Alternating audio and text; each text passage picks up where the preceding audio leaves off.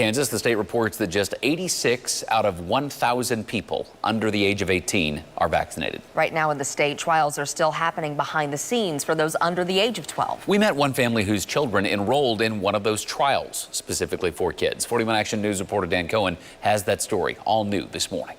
The pandemic has taken a lot from the McGinnity family. I couldn't see my friends.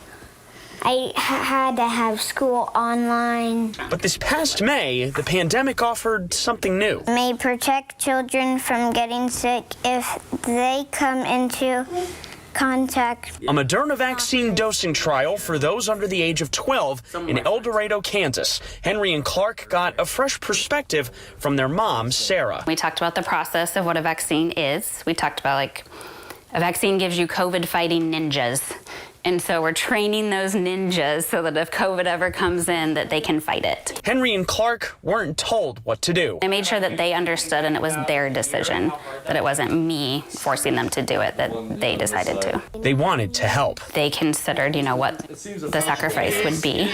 And we talked about how vaccines, we just need a few brave kids to provide the vaccine to the whole world. Henry and Clark got their first shot in May, not without taking blood tests and COVID-19 tests and going through a lot of forms. After you get the vaccine, some things below may happen. Arm might hurt for a day, but just keep moving your arm and it'll eventually stop hurting. On the second shot, you might get a fever or chills. Henry and Clark bounced back quickly from mild side effects, and now they're fully vaccinated. Follow-up visits are on the calendar as the trial continues. We've been through so much, and just the hope that kids, can be protected. These are two kids in Kansas helping move the needle. Most of the feedback from my community has been gratitude to the boys for being brave, so that hopefully by them getting their shots, their kids can get their shots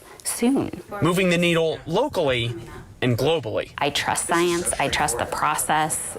I trust that the mRNA technology has been around for years, even though we haven't seen it in a vaccine. I want to protect them as much as possible, and I think if we can contribute to a pandemic ending, that's a pretty cool thing.